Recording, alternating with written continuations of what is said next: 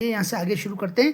ये क्या बोला था इसने कि फिनॉल के कितने रेजोनेटिंग स्ट्रक्चर्स हो सकते हैं। तो भाई देखो फिनॉल के रेजोनेटिंग स्ट्रक्चर्स कैसे बनाओगे आप। ये है आपका फिनॉल, ये है ना। अब यहाँ पे तो देखो जगह नहीं ज़्यादा होती, वरना आप लोगों को बना के दिखाता मैं, ठीक है ना। तो ये तो हो गया आपका फिनॉल। अब आप क्या करोगे, इसके लोन पेयर को नीचे लेकर के आओगे। आप कहोगे भाई लोन पेयर को तू नीचे आ जा, और नीचे जैसे ही लोन पेयर आएगा तो वो क्या करेगा, यहाँ पे डबल बॉन्ड इस्टेब्लिश करेगा। ये O पॉजिटिव बनेगा और H बनेगा, जैसा भी होगा, है ना। और ये वाला बॉन्ड टूटा होगा, ये वाला बॉन्ड टूटा होगा ना, ये ऑर्थो वाला बॉन्ड टूटा होगा, तो ये वाला बॉन्ड टूटा होगा, तो बाकी तो दोनों हैं, लेकिन ऑर्थो टूट करके यहाँ पे नेगेटिव चार्ज आ गया होगा। भाई यही तो होगा। और फिर ये नेगेटिव चार्ज यहाँ से ऑर्थो से फिर पैरा में गया होगा, और पैरा से कहाँ गया होगा, मेटा में गया, ये फिर दूसरे वाले ऑर्थो में गया होगा।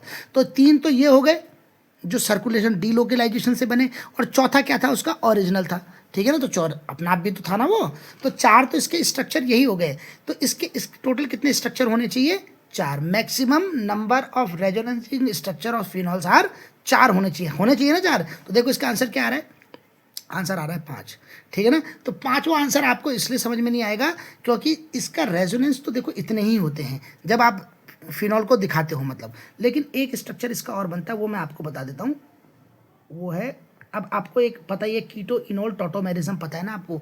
तो ये एक तरीके से इनॉल भी तो है, मतलब इसमें डबल बॉन्ड और OH वाला भी तो सिस्टम है इसमें। तो ये इनॉल भी तो है, तो इसकी एक कीटो फॉर्म बन जाती है। कैसे बनती है वो कीटो फॉर्म, ये देख लो, ये देखो ऐसे बनती है। आप देख लो बस इसको ना, यहाँ से डबल बॉन्ड O और ये H, मतलब एक हाइड्रोजन यहाँ से हट करके इसकी ऑर्थो पोजीशन में आ जाता है, और ये कीटो फॉर्म कहलाती है। हालांकि ये फॉर्म जब बनती है तो इसमें इसकी एरोमेटिक नेचर खत्म हो जाता है, और अगर एरोमेटिक नेचर खत्म तो इसकी स्टेबिलिटी खत्म। इसका मतलब ये नेचर जो है बहुत टेम्पररी होता है। तो हालांकि ये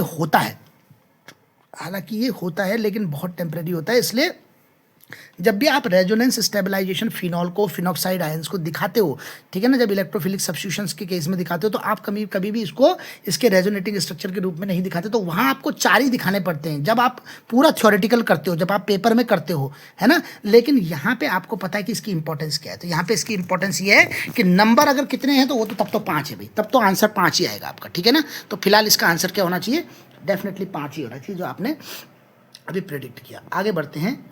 which one of the following क्या है, which one of the following compound is most acidic in nature. तो भाई इसमें से सबसे ज़्यादा एसिडिक कौन होगा नेचर में। देखो अब इसमें क्या दे रखा है, देखो एक तो साइक्लोहेक्सेनॉल दे रखा है। तो साइक्लोहेक्सेनॉल को तो आप छोड़ दो, साइक्लोहेक्सेनॉल का मतलब क्या हो गया, ये सीधा यहाँ पे एक OH लगा दिया भाई। ये तो ये एसिडिक कैसे होगा, ये तो एक अल्कोहल है। अल्कोहल तो एसिडिक होता ही नहीं। अल्कोहल एसिडिक से बढ़िया बेसिक नेचर दिखा देंगे, है ना। तो वो एसिडिक तो नहीं होते एक्चुअली, या फिर वेरी लो लेवल के एसिडिक होते हैं। हाँ, अगर हम इसी को फिनॉल कर दें तो ये अच्छा एसिडिक हो जाता है। भाई फिनॉल की एसिडिक नेचर, ये तो 12वीं में हम पढ़ाते हैं बार बार बच्चों को ना, कि किस कारण फिनॉल को भाई एसिडिक कहते हैं। क्योंकि वो एक तो फिनॉक्साइड आयन बनाता है, एक बात, और दूसरी बात क्या करता है, वो NaOH वगैरह से रिएक्शन कर देता है ना, सोडियम फिनॉक्साइड बना देता है। तो खैर उसकी बात छोड़ो आप, पर फिनॉल आपकी नज़र में एक एसिडिक है ही। तो एक तो ये। अब इसमें आपको क्या करना है, ये कह रहा है कि क्रिसॉल बना लो। क्रिसॉल बना लो मतलब मेटा क्रिसॉल बना लो, या तो यहाँ पे CH3 लगा दो, या फिर आप इसके ऑर्थो क्रिसॉल बना दो, ठीक है ना, मेटा क्रिसॉल बना लो। तो अगर आप CH3 ग्रुप लगा भी देते हो, मुझे बताओ तो CH3 कैसा ग्रुप है, +I ग्रुप है ना। और +I ग्रुप क्या करते हैं, फिनॉल की इनके एसिडिक नेचर को क्या करते हैं, घटाते हैं। तो एक तो सबसे पहली बात तो इस क्रिसॉल के आने से हमारा ये नुकसान है। दूसरी बात ये क्या कह रहा है, बेंजाइल अल्कोहल बनाओ। ये क्या कह रहा है, बेंजाइल अल्कोहल बनाओ, मतलब CH2OH बनाओ, मतलब फिनॉल ना बना करके CH2OH लगाओ, OH ना लगा करके। तो ये CH2OH लगाओगे तो फिर से तो ये अल्कोहल बन जाएगा। तो अल्कोहल ही तो स्टेबल नहीं है भाई, मतलब अल्कोहल ही तो एसिडिक नहीं है। तो आपको ऑब्वियसली आंसर क्या होना चाहिए, फिनॉल के अलावा कुछ नहीं होना चाहिए, है ना। और अगर आप बढ़ाना ही चाहते हो फिनॉल की क्या एसिडिक नेचर, तो आपको कैसे ग्रुप डालने पड़ेंगे, -I -R -M ग्रुप डालने पड़ेंगे। जैसे कि नाइट्रो ग्रुप डालना पड़ेगा आपको। सबसे बढ़िया तो नाइट्रो ही ग्रुप होता है ना। तो नाइट्रो ग्रुप अगर आप डाल देते हो, वो भी कहाँ पे, ऑर्थो या फिर पैरा पोजिशन में, ठीक है ना। तो इस तरीके से आप इसके एसिडिक नेचर को बढ़ाते हो। अगला आ जाओ जी, which of the following belongs to the class of steroids. तो इनमें से स्टेरॉइड कौन है बताओ जरा। क्या विटामिन D स्टेरॉइड है, प्रोजेस्टेरॉन तो स्टेरॉइड है भाई, ये तो आप जानते हो, है ना। और ये फ्यूसिटिक एसिड जो है ये है। तो ऑब्वियसली जब ऑल ऑफ दीज आंसर आ रखा है, तो हमारा झुकाव कहाँ है, ऑल ऑफ दीज की तरफ चला जाता है भाई, ठीक है ना। अब इसमें विटामिन डी कैसा है, तो विटामिन डी मैंने आपको बोला था ये कोलेस्टेरॉल से बनता है भाई। कोलेस्टेरॉल से क्या बनता है, हमारी बॉडी में D3 बनता है। क्या बनता है, D3 बनता है। और ये D3 क्या होता है, सनलाइट में D4 बनाता है, उसी को विटामिन डी बोलते हैं। ये तो आपको मैंने बता ही रखा है भाई, ठीक है ना। अब आपको क्या कहा मैंने आपको कि ये बनता किससे, स्टीरॉल से, है ना, कोलेस्टेरॉल से। कोलेस्टेरॉल क्या है कि स्टीरॉल है, तो स्टीरॉल है तो ये स्टीरॉइड हो गया। तो विटामिन डी भी स्टीरॉइड है, प्रोजेस्टेरॉन भी स्टीरॉइड है। तो ये फ्यूजिटिक एसिड, एक बार इसका स्ट्रक्चर देख लेना। डेफिनेटली इसमें भी क्या होना चाहिए, साइक्लोपेंटेनोफिनेंथ्रीन स्ट्रक्चर। जानते हो ना आप स्टीरॉइड्स कौन होते हैं, साइक्लोपेंटेनोफिनेंथ्रीन स्ट्रक्चर्स जिनके पास होता है उनको deals elders reaction, deals elders hydrocarbons बोलते हैं उनको, ठीक है ना। तो वो वाले जो कैरेक्टरिस्टिक्स जिनके अंदर होती है उन्हीं को क्या कहते हैं, स्टीरॉइड्स बोलते हैं। तो इसको आप यहाँ से कर लेंगे क्वेश्चन, ठीक है भाई। अगला आ जाइए 16वें नंबर का, the following reaction is an example of. अच्छा ये रिएक्शन दे रखी है जी इन्होंने। अब ये पहले तो इस रिएक्शन को बड़ा करके देखते हैं। ये रिएक्शन दे रखी है इन्होंने, PH डबल बॉन्ड N। तो ये तो देखो क्या बनाया हुआ इन्होंने, एक तो कीटोक्सिम बनाया हुआ, ये कीटोक्सिम बनाया हुआ, और इसको एसिडिक कंडीशन में रिएक्शन करके क्या बना रहे हैं, एक अमाइड बना रहे हैं, ठीक है। तो भाई आप बताओ मुझे, आपने कभी ऐसी रिएक्शन पढ़ी किसी कीटोक्सिम की, क्या होता है उसको छोड़ दो, कीटोक्सिम की रिएक्शन ही सबसे फेमस यही है।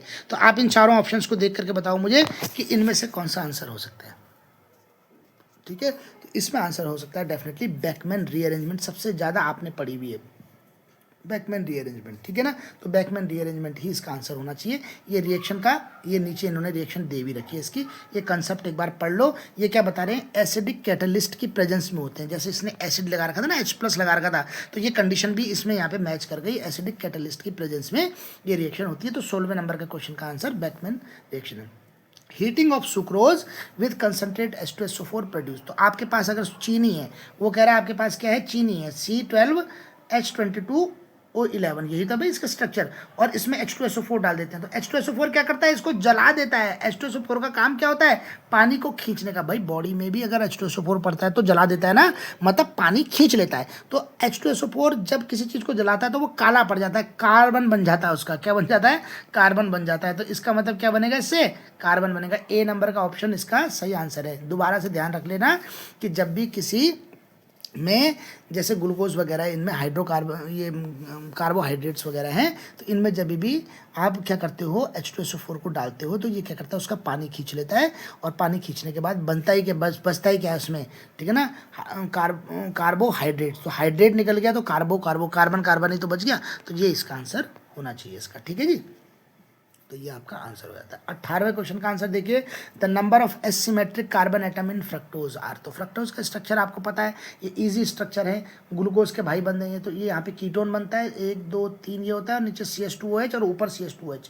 तो ऊपर और नीचे वाले तो CH2OH के चक्कर में एसिमेट्रिक रहेंगे नहीं, तो 3 ही तो बचे ये। तो कितने हो गए आपके, 3 number of asymmetric carbon atom हो गए इसमें, ठीक है ना। तो आपका आंसर क्या आ जाना चाहिए भाई, क्या आंसर आ जाना चाहिए इसका, 3 आंसर, सी आंसर इसका आ जाना चाहिए, ठीक है ना। देखो बता भी रहा है वो नीचे, carbon C3, carbon C4, carbon C5, ये सारे के सारे कायरल सेंटर हैं। तो इसके बारे में इसने ये बता दिया, ठीक है। अगला क्वेश्चन देखो 19वां क्वेश्चन क्या है, Teflon, polystyrene and neoprene are. ये क्या चीज़ है, ये कोपॉलीमर हैं, होमोपॉलीमर हैं, और टर पॉलीमर्स हैं, या फिर कंजुगेटेड पॉलीमर्स हैं। तो देखो ये तो कोई बहुत बड़ी बात तुम्हारे को होनी नहीं चाहिए। टेफ्लॉन जो है आपको किसका, आप ये बताओ पहले कि टेफ्लॉन किससे बनता है ना, किसका पॉलीमर है, टेट्राफ्लोरो इथीन का पॉलीमर है। पॉलीस्टायरीन किसका है, ऑब्वियसली स्टायरीन का है। और नियोप्रीन किसका है, क्लोरोप्रीन का है ना।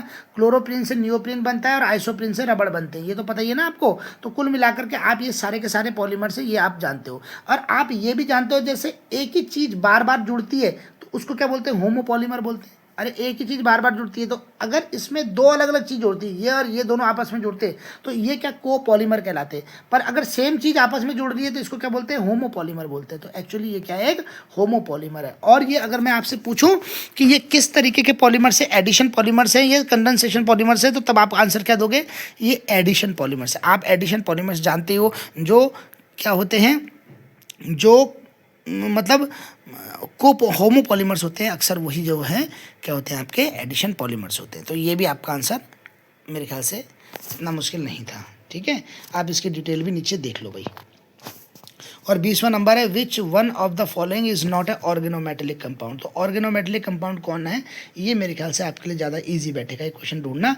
आप इसमें जानते हो कि मेटल कौन कौन से हैं, पहले वाले में जिंक है, दूसरे में सोडियम, तीसरे में लिथियम, चौथे में सोडियम। चौथे में देखो सोडियम जो है वो ऑक्सीजन से जुड़ा हुआ, ना कि किससे जुड़ा हुआ, कार्बन से। तो ऑर्गेनोमेटेलिक के लिए शर्त क्या है कि कार्बन से जुड़ा हुआ होना चाहिए ना, तो एकमात्र यही ऐसा है जिसमें ऑक्सीजन से सोडियम जुड़ा हुआ है। बाकी C6H5 में भाई जो कार्बन में हाइड्रोजन नहीं है, उस कार्बन पे कौन है, वहाँ पे सोडियम जुड़ा हुआ है, ठीक है ना।